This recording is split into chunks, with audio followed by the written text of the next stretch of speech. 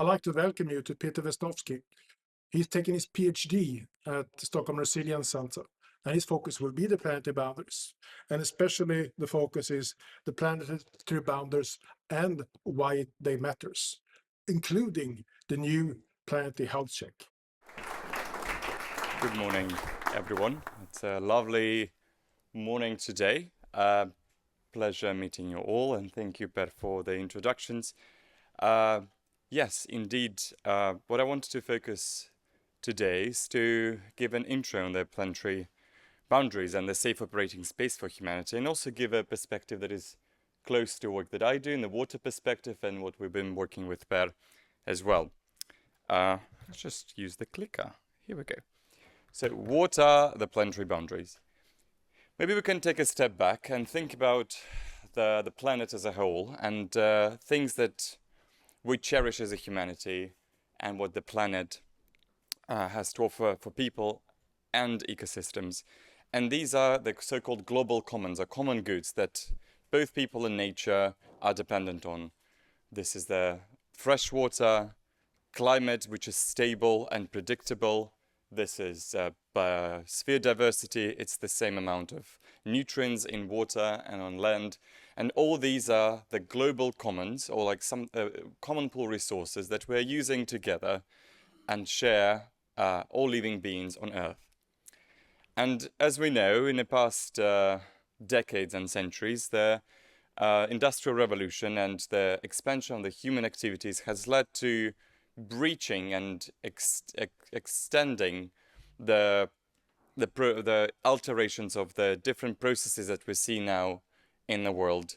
We have climate change, we lose forests, we lose wetlands, we add a lot of nutrients, nitrogen and phosphorus into the water, and we even bring the entities that have never seen before in the Earth, all the synthetic entities, the plastics, the PFAS, something that only human society can produce. And therefore, after many siloed approaches that we tried to, for many years, tackle these problems together, we see the Paris Agreement, right, that addresses the climate change. We also see the Biodiversity Convention that tries to protect the biodiversity, the ocean negotiations that we see now, the plastic pollution negotiations that we're seeing now. All these kind of siloed approaches also correspond with a more global trend to bring different problems that the people are facing and the planet is facing together. We see them as Millennium Goals, then there were Sustainable Development Goals. But if we look from the Earth system perspective, if we take the planet as a whole, the researchers have built this concept of planetary boundaries. These are boundaries these are kind of the limits, the thresholds that define the safe operating space. By safe operating space means that the humanity can thrive without compromising the long-term sustainability of people and planet, as we are so dependent on one another.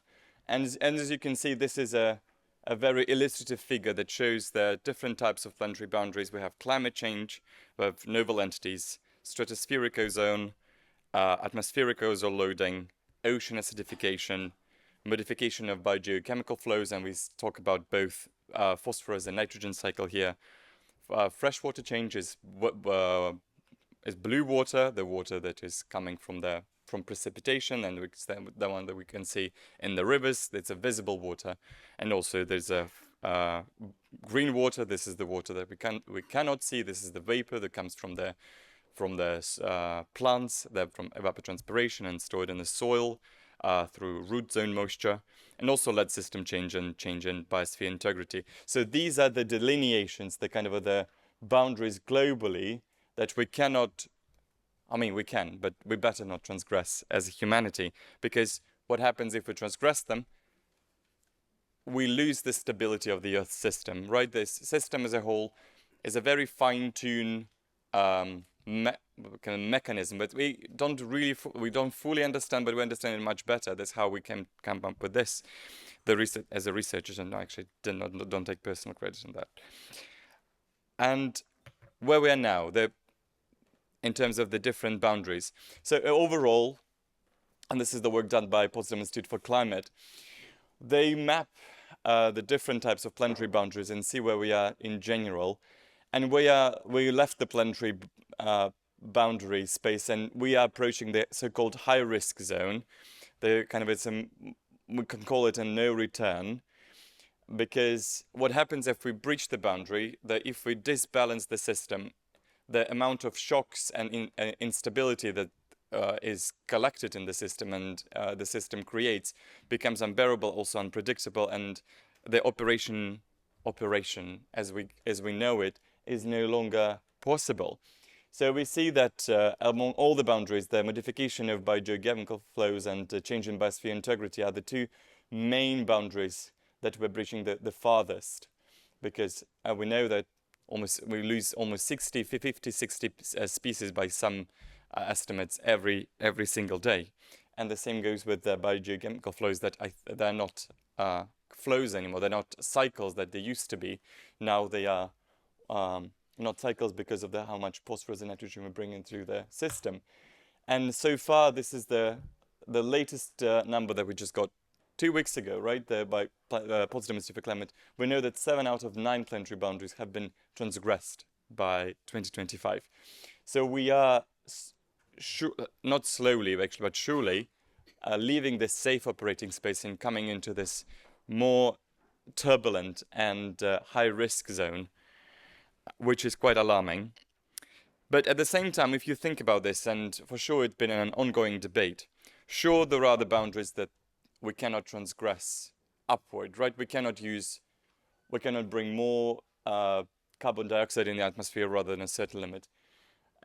We cannot bring more phosphorus and nitrogen into the waters and our land. We cannot cause deforestation, loss of wetlands, and other changes in the land system, for sure. But at the same time, many people would argue, and it's been an ongoing debate, but what about the kind of the path dependency, right? The path that society has been taking for a long time to develop, to get the resources, to modernize, to bring a certain level of welfare to all the people.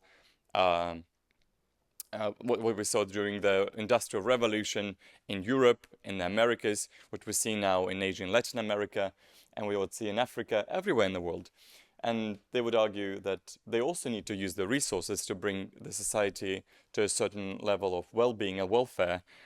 And therefore, it's been in kind of while we have this upper limit, people would argue that there is also a lower limit, also called the safe operating space for humanity, or the social ecological donut. This is donut economics framework developed by Keith Raworth. And as we can see that alongside the upper limit, which we call it kind of ecological ceiling, we also have so-called a social foundation or social baseline to which we actually also want to deliver across the scale.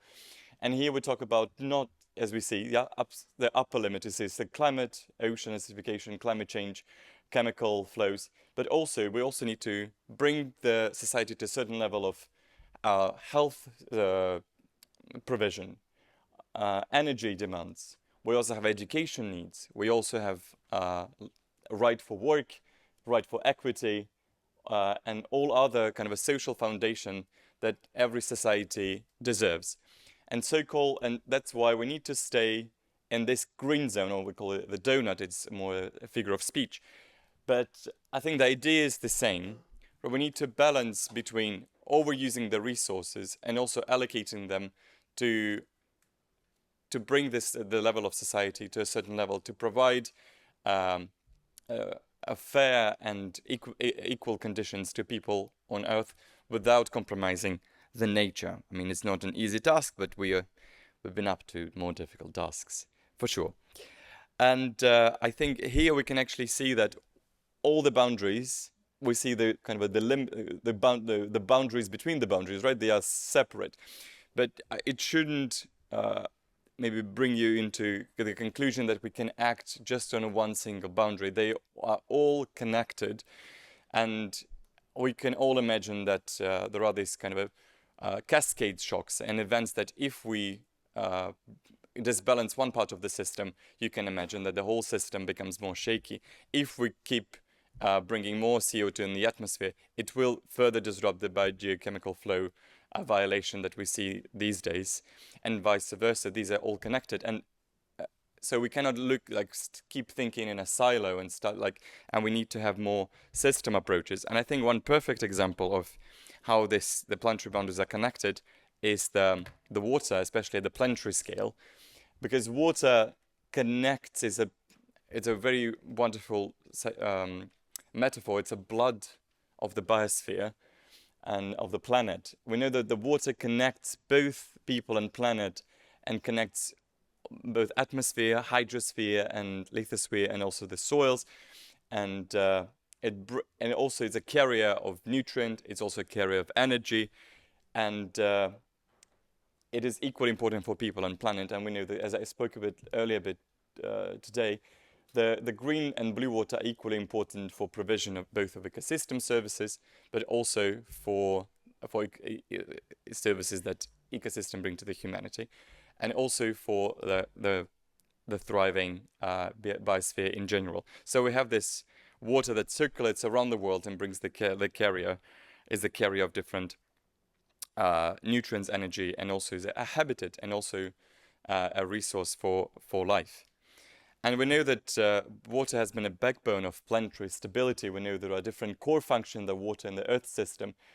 It is responsible for not just multiple connections, right, between different systems, but it also a very important balancer across the planetary boundaries, as we can see here, and because it connects both land and ocean. And speaking of as we're transgressing the freshwater change planetary boundary, for example, as you can see, it's not, as one would say, not as bad as with others, but as long as we transgress this kind of a safe operating space, this kind of a blue center, and we go into this high risk zone, the zone of increasing risk, we start seeing this alarming changes in the risk exposure that it cannot be left behind. And the water in this way connects both land and climate and biogeochemical flows, and we can see, for example, what is where the planetary boundaries are currently transgressed at this very moment. We see the change in biosphere integrity in our rivers and lakes when we see the fish die off. We also see the overloading novel entities with all the plastic pollution and novel entities pollution that we see in the water. It can be even hormonal products that we see in the water that affect the biosphere integrity. And you see this feedback loops that are happening in this water as a medium, right? But for example, the biosphere meets with noble entities. It meets in the water bodies. Same comes with ocean acidification, as all the nutrient and, for sure, biogeochemical flows, because the nutrients are carried all the way downstream into the seas and then into the oceans. And for sure, the freshwater change is clearly visible in the water bodies. It's actually one of the dams in Sweden. I took the gratitude of finding it. If someone knows which dam this is, just let me know. It's a really funny thing. So on a more serious note, we see that this kind of in any medium, we can take the soils or the land system and see how different planetary boundaries are interconnected. And as you can see, one simple solution will not suffice here, and we need to find more connected solutions and integrated solutions in the system. And that should be both local and global. The planetary boundaries say, yes, these are the planetary boundaries that are Earth scale issues. And some researchers would argue that how can we even downscale something that's happening in the Earth system scale up to a country or a municipality or, I don't know, a company. But on the other hand, as with any global goal, we know with SDGs, every small action counts, and the action is collective, right? We cannot just rely on one global entity that will solve the problems. The solutions should come both from up to down, and also bottom up. And I think the great example is that with water at risk in the Anthropocene, what we're talking about. For example, you see that the diversity, for example, the connectivity status of what rivers have, for example, how we would dam the rivers, has been deteriorating. And I think it's a perfect example to see that while the planetary boundaries are global, the connection to the local is very obvious, right? If you want to restore the blue and green water flow, the blue water flow, for example, you need to look at how you manage resources at the local scale or the country scale, and from the sum of these actions and the positive changes, then come the solution. And the planetary boundaries here talk about water, but it's not just about water. It can be land. It's also about equity and about the equality. This is the map of water grab, the global map of land grabbing network and a water grabbing network that we see. So we see that as the capital flows and the human development is unequal around the world, those that are advancing farther can sometimes advance at the expense of those that are behind. And the land grabbing is a great example of how the bigger corporations and bigger companies and bigger players take the land and deprive the local communities from their access to land and water. I mean, this is more about land grabbing, but the same happens with the water grabbing too. So we cannot achieve our long-term goals on ensuring planetary stability without thinking about the equity, equality, and inclusion of different communities. If we go back to the idea of the donut, right, we need to stay within the limits, the upper limits, but we need to bring everyone around us to a certain level for the prosperity of humanity in general, because we all deserve it. And when the different planetary boundaries, I mean different processes are going to this high risk zone together, we can see this cascade risks or shocks that are, for example, propagating as, for example, droughts or water scarcity.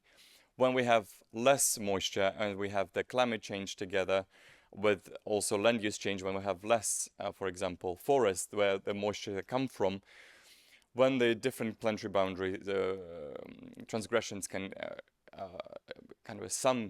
they amplify the negative effects from one together that can cause, for example, long-term droughts. And these long-term droughts is very hard to deal with because, as I say, it's not just, there is usually not a single driver. There are multiple drivers and they're hard to disentangle. Some would argue, why would we disentangle them altogether? Because they're so well connected. And we cannot just reduce the amount, for example, of carbon dioxide emissions and hope that, I mean, that it can lead to the reduction of drought risk for sure. But at the same time, we need to think about how we manage our forests. We need to think about how we manage our water resources. If we take all the resources to the irrigation and it's not stored, if the drought comes, and drought can be a natural thing, when the drought comes, there is no water stored in the system because all that, for example, for irrigation.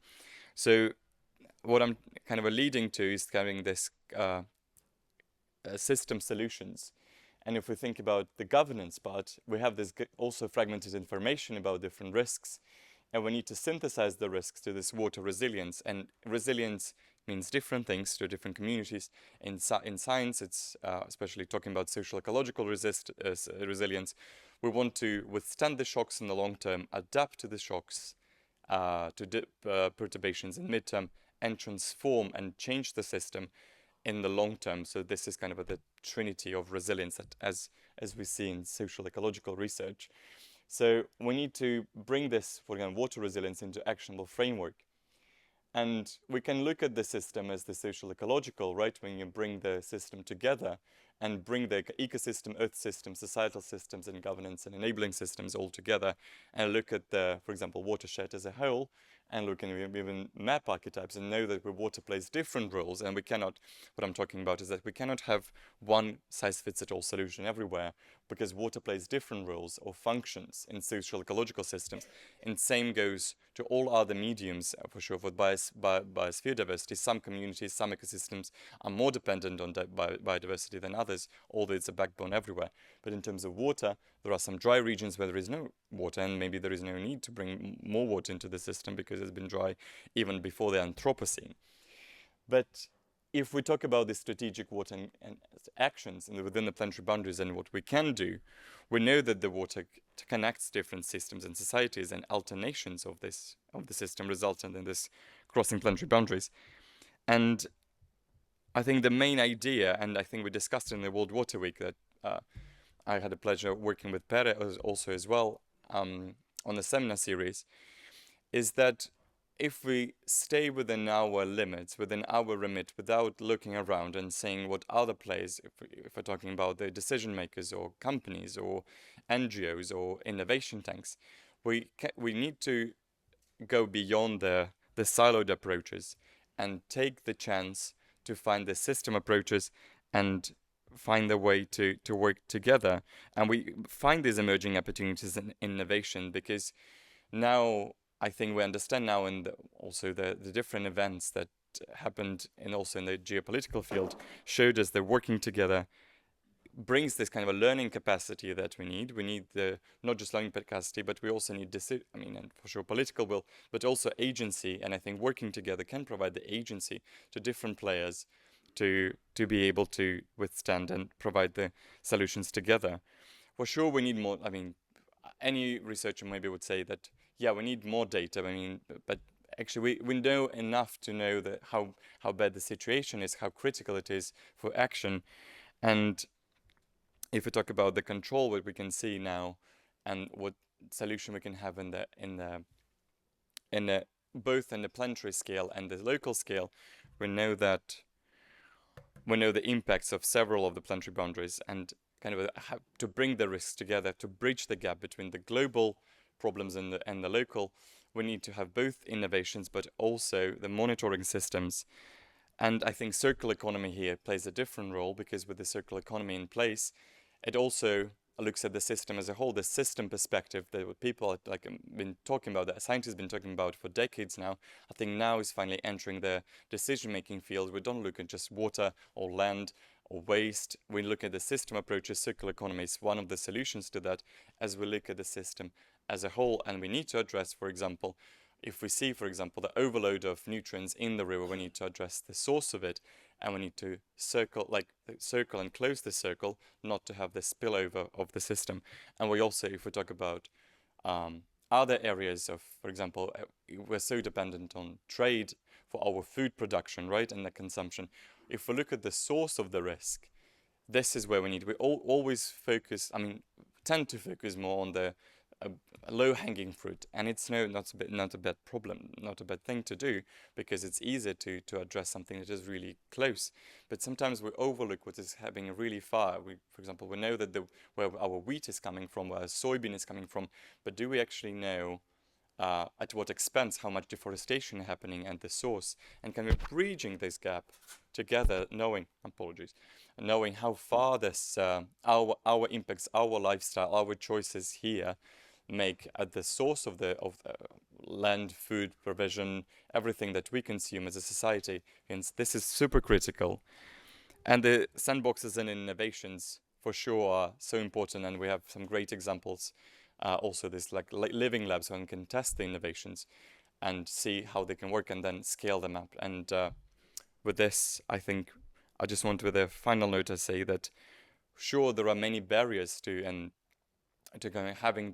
bridging this gap between the global problems and the locality, where, for example, every person can do.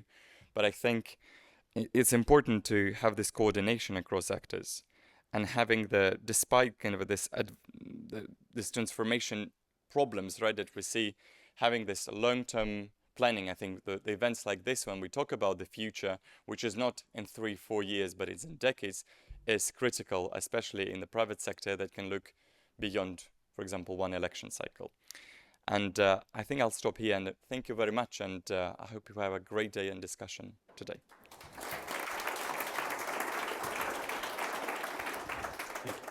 Thank you so much, Peter. Please come forward. I'd like to ask you a little bit about your PhD, because you are part of the inventing the future, or understanding what the future will look like.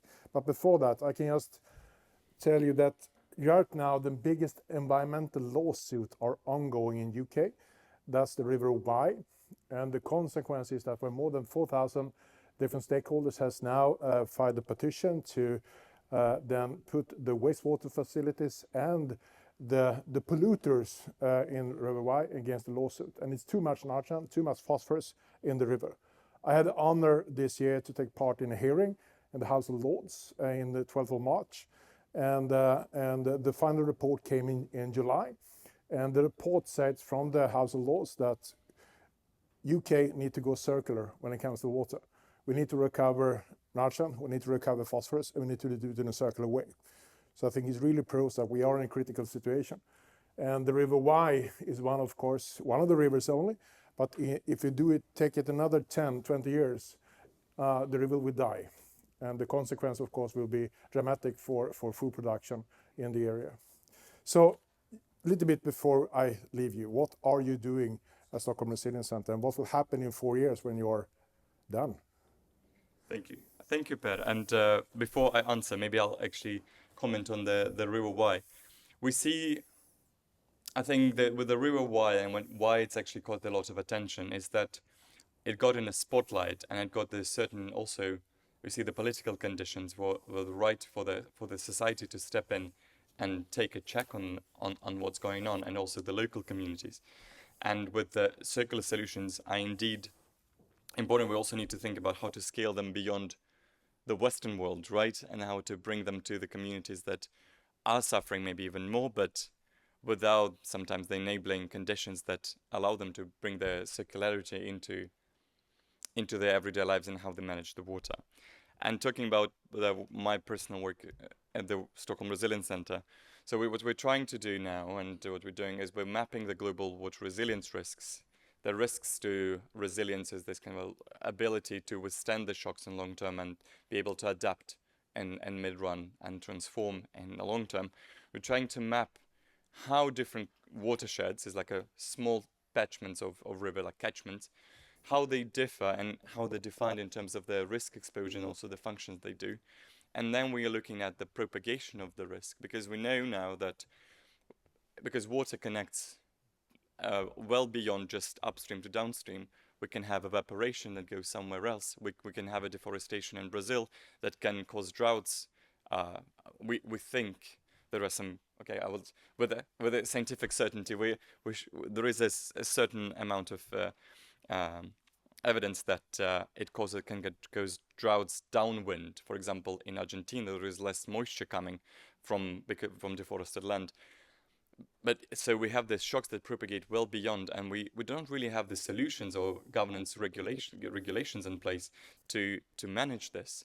So this is the work that I'm focusing, and our project that I'm working on is focusing on, to have this, can understand this water resilience and also bring that back to Sweden, what it means for Sweden to get this exposure to water resilience risks. Because Sweden, even though it's quite, we know that there are problems with drought. We saw it in Stockholm, right? There was a drought, like a low water warning, right, in August. We know quite abundant, water abundant Sweden is. We know that it imports a lot of water intensive crops and goods, and this can bring more risks in the future, is because Sweden, I mean, for obvious reasons, cannot be self-sufficient in terms of their food security. And this brings us to the security dimension, as we bring more amenities into the system, and the system becomes more risk-prone as we leave their safe operating space.